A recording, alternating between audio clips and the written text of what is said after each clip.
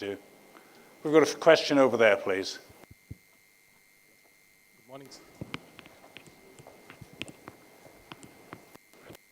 Good morning, sir.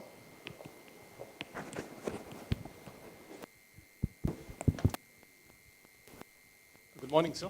Good morning. I'm a very big fan of your work and Thank you. Your oratory skills.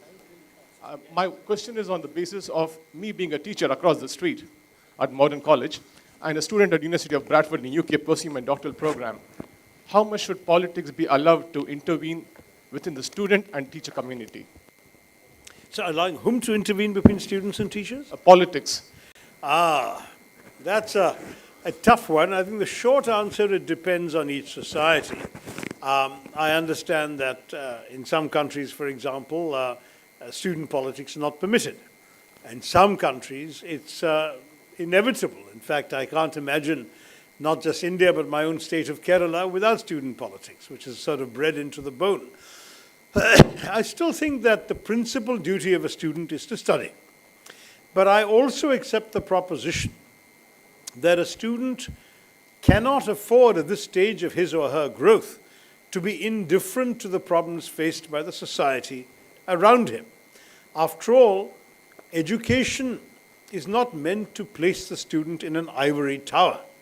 Education is meant to equip that student to be able to deal better with the problems of the society that the student is going to enter after leaving the university campus.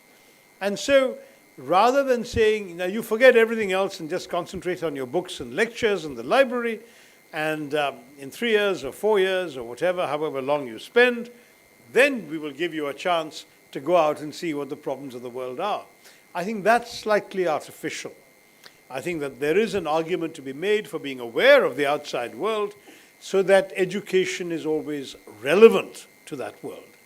But striking the balance between a sense of social awareness and social responsibility on the one hand, and a sense of educational commitment to your studies on the other, that balance is not always easy to strike.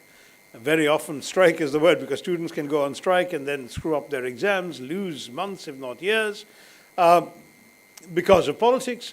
And there are other occasions where they may be kept away from politics, get a degree, but be quite indifferent to the plight of those around them who are not as fortunate as they are to get that degree.